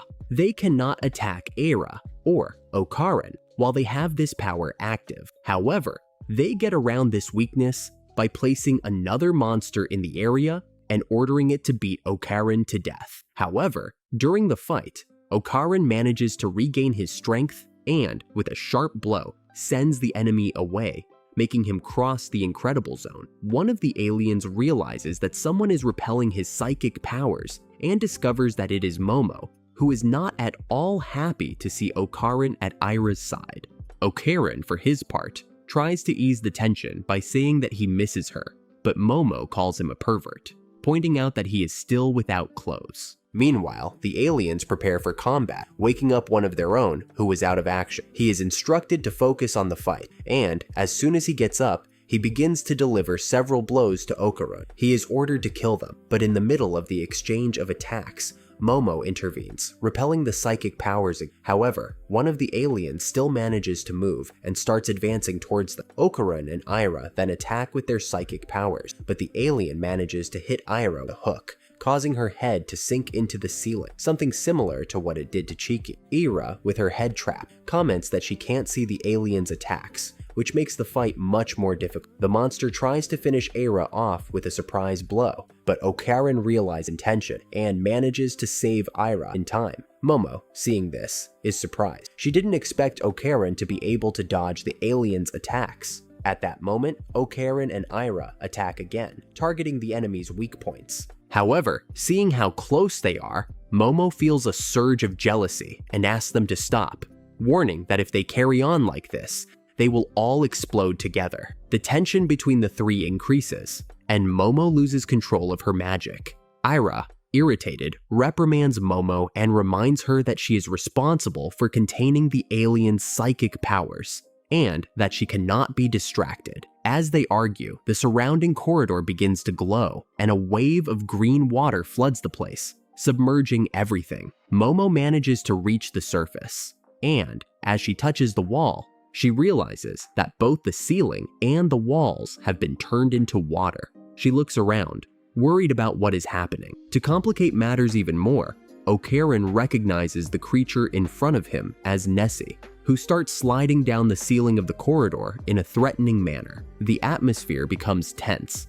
and Momo, with her usual seriousness, suggests that the only option now is to run away. However, Ira doesn't agree at all. She challenges Momo, questioning her right to lead the group, pointing out that no one elected her leader. For Aira, the real leader is Okarun, and she makes that clear. Meanwhile, the aliens start arguing among themselves. Serpo Nessie, who failed to control Momo, receives a serious punishment. He will have 60% of his salary cut off for his failure. This punishment, of course, is not well received, and Nessie, showing his power, decides to resolve the situation in a very direct way. With a precise blow, he breaks one of the aliens in half, causing the others to collide. When Okarun and Momo see what has happened, they waste no time. They start swimming at full speed, leaving Aira behind, who is still trying to understand the situation. Suddenly, the sharp sound of a blow cutting through the water interrupts their escape, and a giant shrimp appears underwater, ready to attack anyone who gets close.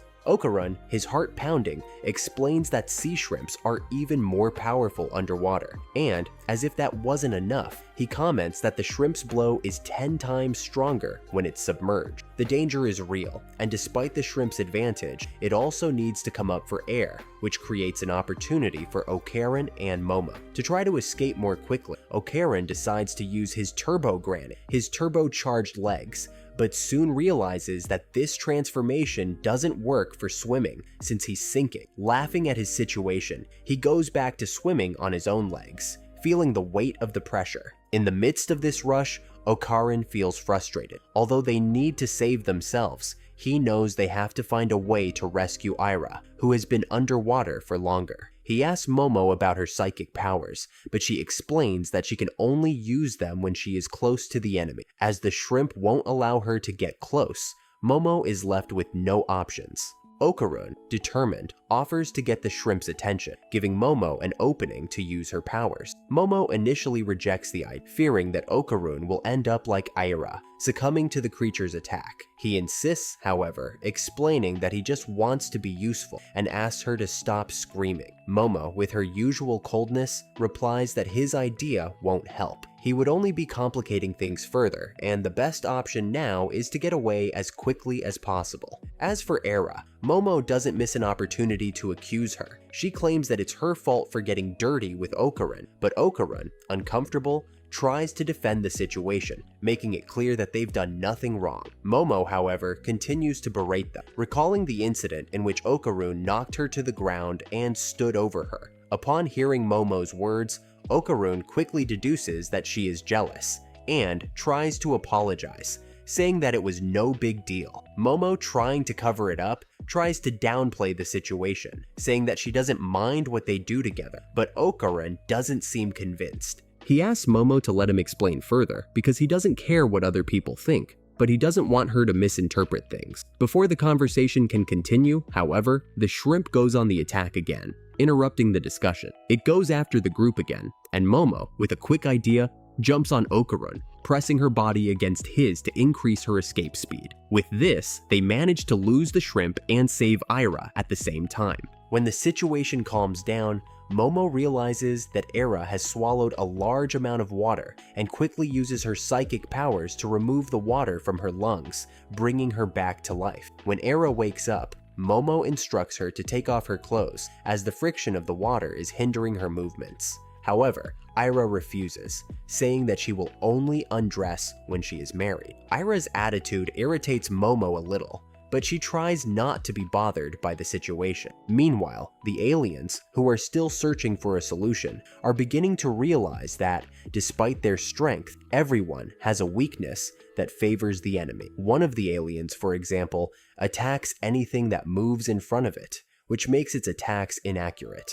The shrimp, on the other hand, always needs to return to the surface to breathe, which gives the heroes a chance to attack it. Seeing the lack of coordination between them, the alien leader suggests that they use a transmission cable to merge into a single being, an attempt to increase their chances of success. Meanwhile, Momo finally manages to convince Aira to take off her clothes, although Aira says that Okarun will now have to take responsibility for seeing her like that. The two climb on Okarun, and the trio head towards the shrimp, which starts attacking them as soon as it sees them approaching. After an intense battle, they finally manage to escape from the imminent danger. Okarun, on the lookout, notices something crucial. The shrimp is using a device on its neck to store and fire water in its attacks. He deduces that if they manage to destroy this device, the shrimp's attacks will cease. With this in mind, they try to get closer to the enemy to put their plan into practice. When they get close, the shrimp, realizing their intention, says that they are still impressive in hand-to-hand combat underwater. Before they can act, the three of them are hurled away with devastating force, being thrown backwards by the intensity of the enemy's attacks. Suddenly, Momo is dragged away from her friends, as the aliens identify her as the most dangerous enemy and decide to give her priority. Although they could just wait for Momo to drown, they choose to try to finish her off quickly. They argue among themselves about the best way to kill her, until one of the aliens tries to attack her. However, Momo manages to defend herself easily, saying that he made a big mistake by merging with the shrimp, as his punches are only effective underwater, which is not the case on dry land. With this flaw, the alien, by throwing a punch with all his strength, ends up self-sabotaging. The punch, with all its concentrated energy, results in its own implosion, cooking its arms until they explode. However, the alien still remembers that despite his weakness, he can breathe underwater, while Momo, out of the water, is at the mercy of death. At this point, Aira, even underwater, uses her hair as an improvised weapon. She traps her enemy with it, creating a path between the strands, allowing Okarun to reach Momo. Okarun quickly rescues her, and, with one swift movement, pierces the alien with a deadly blow, ending the threat. After everything calms down, Momo and Okarun wake up on top of each other in exactly the same position as they were in the other dimension. Okarun, upon touching the ground, realizes that it is solid again and, relieved, is sure that the nightmare is finally over. However, they are both visibly frightened and confused by what has just happened. Suddenly, the school returns to normal, when other students appear in the corridor and see Okarun and Momo on the floor.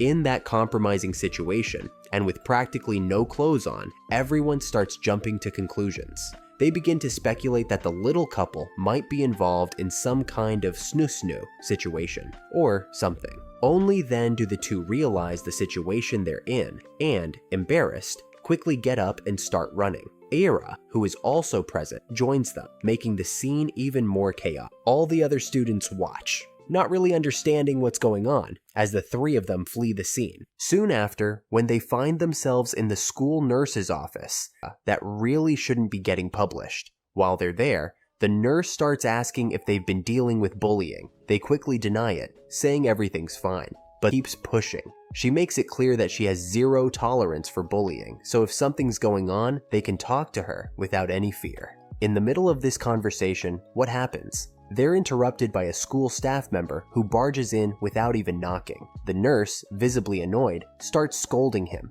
reminding him that she's told him multiple times not to just barge into her office like that. And then, out of nowhere, she starts disciplining him with a whip.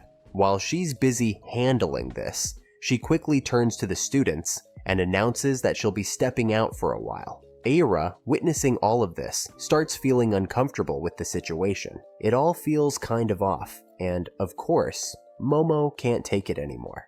Directly after the yokai themselves. Oka then explains that the reason the aliens haven't invaded Earth, even though they have the power to do so, is because the planet is filled with yokai. For Okarun, Earth is protected by these powerful beings, who keep the aliens at bay. Okarun further says that the aliens are targeting humans because they're weaker than yokai. By absorbing human energy, they plan to evolve and take the next step, exterminating the yokai. So, Okarun starts freaking out more than Batman, and begins yelling that they need to hurry up and find his ball, because Okarun explained everything in a super confusing way.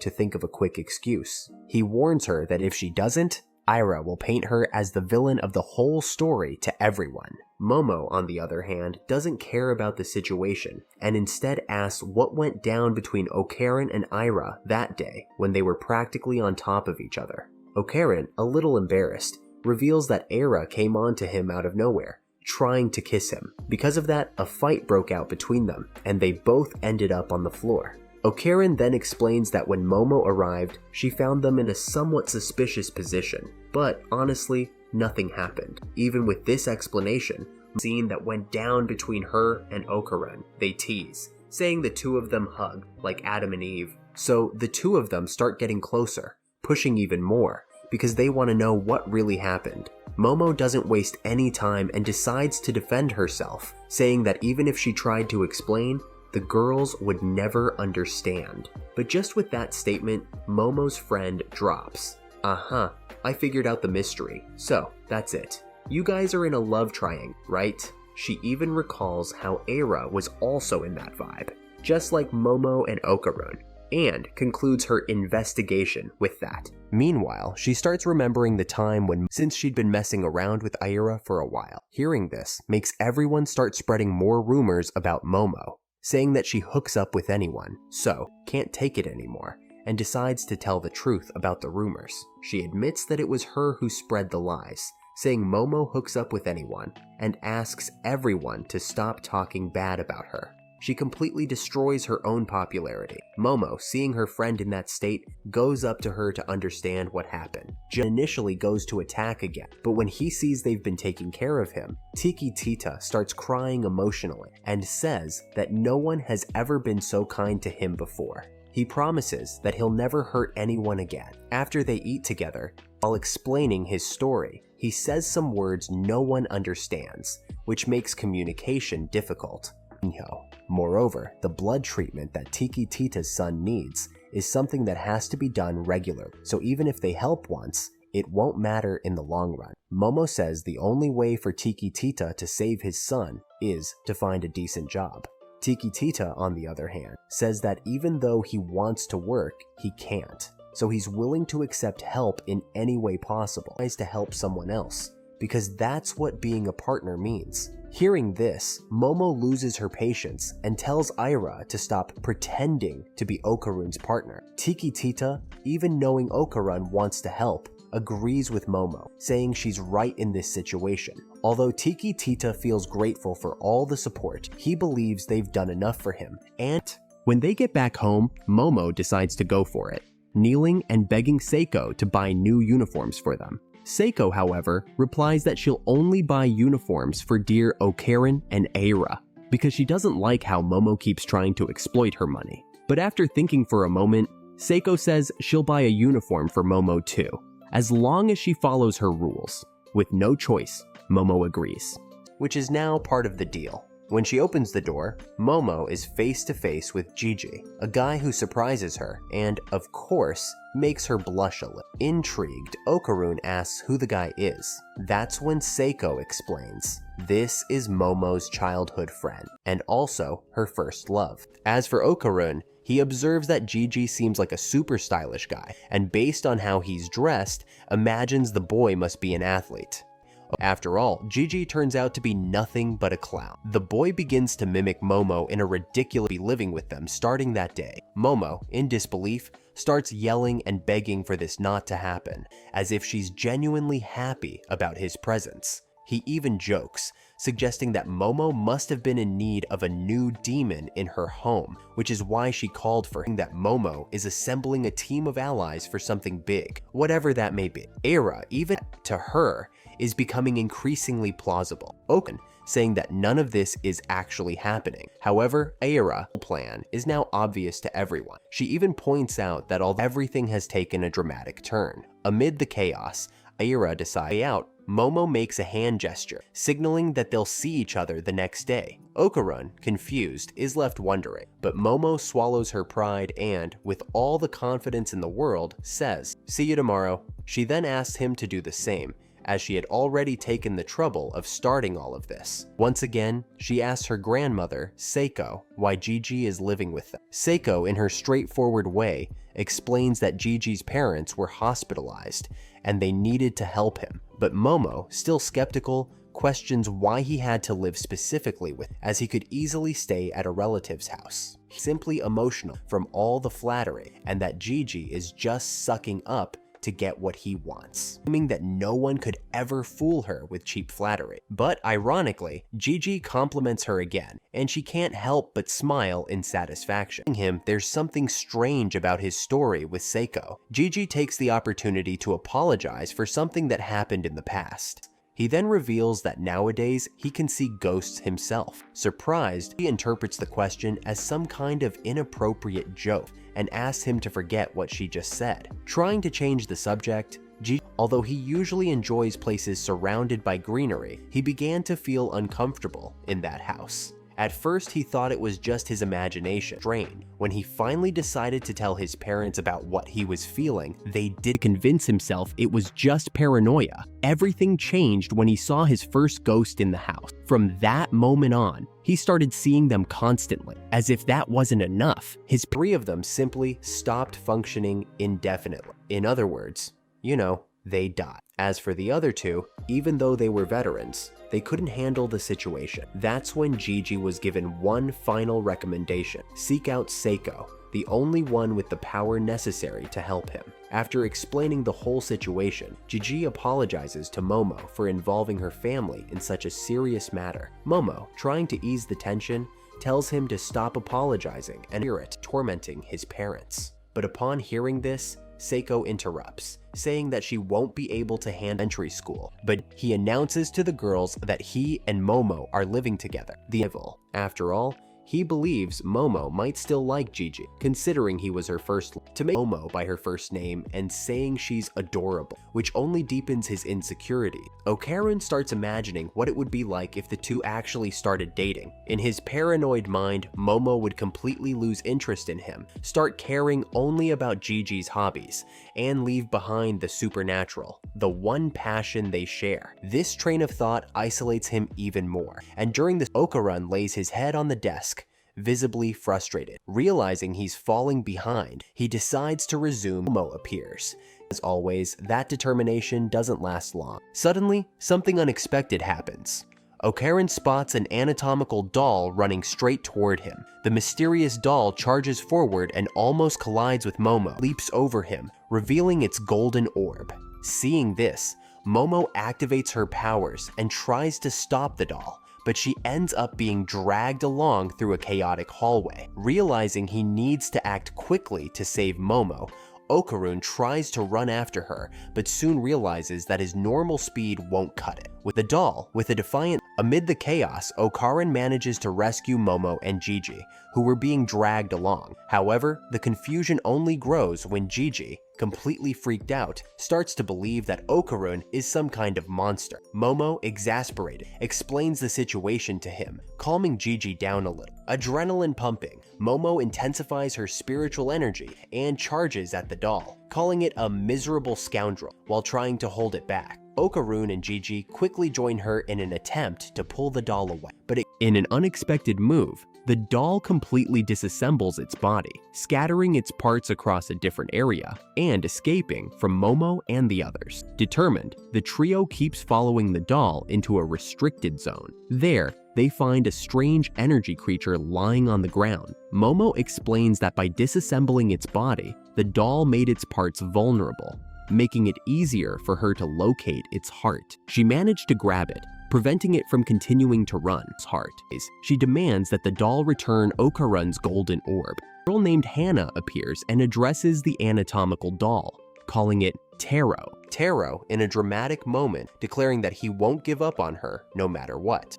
Hana was the one who brought color to his otherwise gray world relationship and his own connection with Momo. This leaves him deep in thought, wondering if he'll ever have the courage to confess. And upon returning home with the doll they found at the dump, the 3 of them beg Seiko to let the doll live in her house. However, Seiko immediately disapproves of the idea. In response, Momo reminds her that they already take care of many cats, so bringing in a simple doll shouldn't be a big deal. At that moment, they question what happened to the doll's husband. Momo explains that he returned to the chemistry classroom now that he knows Hana is safe. Taro can resume his work as an anatomical model. However, Taro mentions that he plans to leave the school at night to meet Hana, but for that to happen, Hana needs a stable place to stay. Consequently, Okarun and the others resume pleading with Seiko to allow the doll to live in her house. After much insistence, asking about Okarun's ball, which was supposedly with the doll's husband. At this point, Momo disappoints Okarun by revealing that the ball was just a Christmas ornament,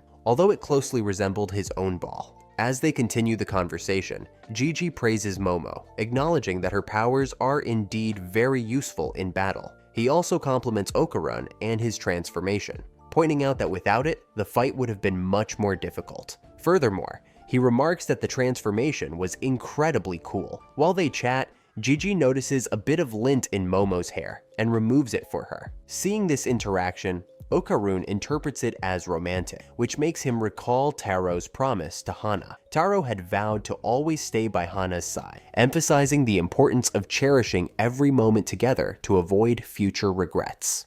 Inspired by this, Okarun decides to apply the same principle to his own life. He approaches Momo and announces that he has made a decision. He then begins to hum a tune with a tone that suggests a declaration of affection for her. Suddenly, Gigi joins in, singing along with Okarun. Together, they start circling around Momo, much to her frustration. She yells at them to stop immediately, pointing out that they are disrupting her attempt to set the table. At this point, Seiko steps in, putting an end to the chaos by yelling at the boys. Finally, they cease their antics and allow peace to return to the household.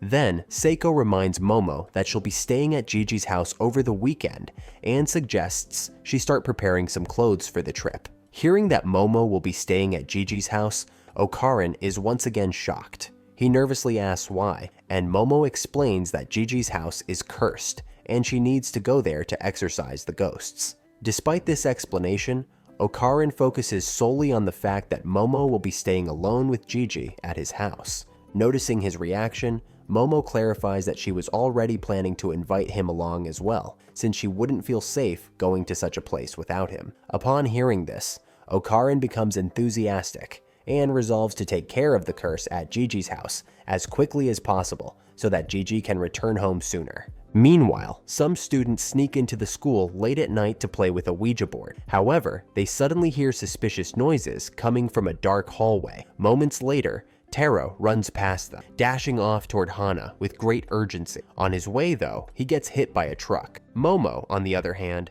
starts to grow drowsy as she waits, but she reassures Hana that she will stay with her until her husband arrives. Momo firmly believes he'll show up eventually. As dawn breaks, Taro finally arrives, apologizing for the delay. Hana forgives him immediately, her love for him unconditional. Earlier that night, Gigi recalls the ghost he used to frequently see at his house. He admits that, even now, he still struggles to sleep normally due to the trauma caused by the spirit. The next morning, after boarding the train to Gigi's house, the group decides to snack on some treats along the way. However, Okarun keeps to himself, quietly observing how Momo and Gigi interact so effortlessly and intensively. Feeling sidelined in the conversation, Okarun begins to think of himself as limited and incapable of bridging the gap between them. To make matters worse, he becomes overwhelmed by his feelings of inadequacy, ultimately deciding to focus solely on retrieving his ball for now. Noticing Okarun looking distracted, Momo asks what's on his mind. Seeing his reaction, she assumes he's still obsessing over his ball and bursts into laughter. Meanwhile, Gigi, unaware of the context regarding Okarun's ball, misinterprets the situation. Thinking they're just making random jokes, he joins in by making exaggerated faces and silly expressions, causing Momo to nearly die of laughter. Seeing this, Okarun decides to do something to grab Momo's attention as well. He begins talking about the Tsuchinoko and how he believes they might be the next species to become an UMA, unidentified mysterious animal. This statement briefly captures Momo's interest, but Gigi quickly interrupts, recounting a legend from his village about a giant serpent that is worshipped at a 200-year-old temple. This shifts Momo's focus entirely to Gigi, leaving Okarun feeling ignored. Desperate to regain Momo's attention, Okarun frantically flips through his book, searching for a topic that might interest her. He mentions a story about a Kappa mummy and a temple where these creatures are revered. However, instead of catching Momo's attention, Okarun inadvertently piques Gigi's interest. Gigi engages him enthusiastically, leaving Momo momentarily out of the conversation. During their exchange, Gigi becomes so excited that he asks Okarin to officially make him part of his friendship circle. Caught off guard, Okarun apologizes awkwardly, admitting that he considers himself too clumsy and socially inept to maintain many friendships. Moving forward, the group arrives at a hot springs district. Gigi explains that his family lives in the area because his father is conducting research on volcanoes for a nearby university. With that said, they continue their journey, climbing several steep staircases before finally reaching Gigi's house. Upon arrival, Momo remarks that she hasn't sensed any suspicious aura so far. After exploring the house thoroughly, she slumps onto the couch and turns on the TV, confusing Okarin, who initially thought it had turned on by itself. Momo clarifies that she turned it on herself because she's bored due to the lack of ghosts to confront. Okarin begins to eye Gigi suspiciously, thinking the boy might have fabricated the ghost story as an excuse to bring Momo to his house. However, Momo reassures him that Gigi is telling the truth. She explains that several mediums who previously visited the house confirmed that it's cursed. Still, Momo suspects that the ghosts are simply hiding their presence, as weaker spirits tend to conceal themselves more easily. However, Momo assures them that the ghosts will likely show up during the night, and when they do, all they have to do is get rid of them. With that, she decides to head to the hot springs to relax while waiting for nightfall. She tells Okarun to stay at the house and have fun with Gigi. Concerned, Okarun asks what he should do if a spirit actually appears. Momo, completely at ease, assures him that she'll return before the end of the day, so there won't be enough time for the ghost to cause trouble. As Okarun watches her leave, he starts to panic and tells Gigi, who happens to be carrying the sweet drink Momo requested.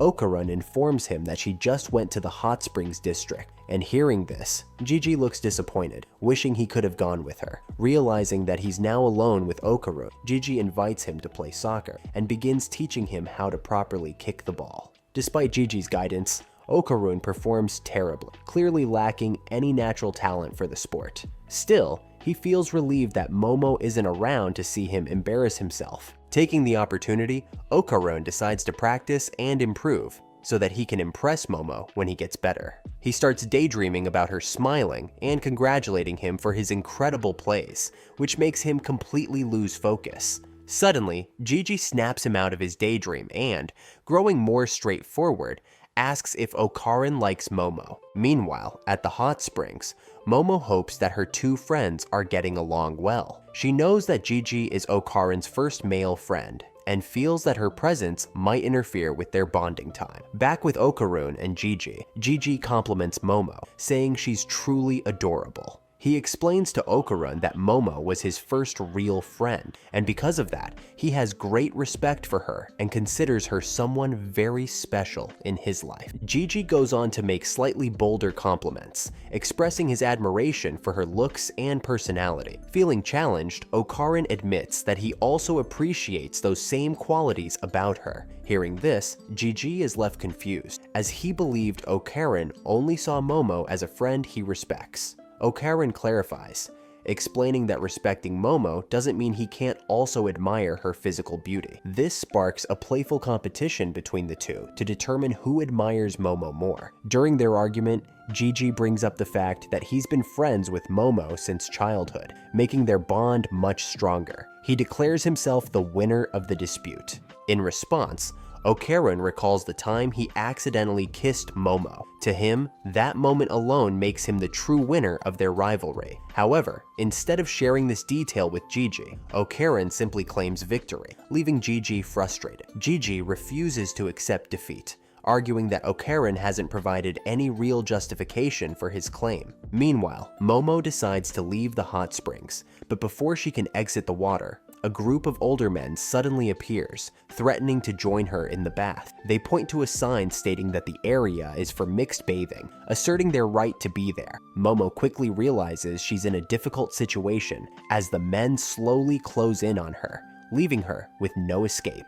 Back at the house, Gigi and Okarin notice an unusual protrusion on the outside wall, suggesting the presence of a hidden room. Curious, they locate the interior wall that seems to correspond to the mysterious space, After knocking on it, they confirm it's hollow, proving there's something behind it. Determined to uncover the mystery, Gigi grabs a hammer and begins breaking through the wall. What they find on the other side shocks them, a room covered in talismans. At the same time, Momo is surrounded by the men in the hot spring, their intentions becoming increasingly threatening as they move closer and closer to her. That's the end of episode 12, and I'm already missing our goddess, Momo. If there's a new episode or another season, you know I'll bring it straight to you. So don't forget to drop a like and subscribe to the channel. See you in the next video.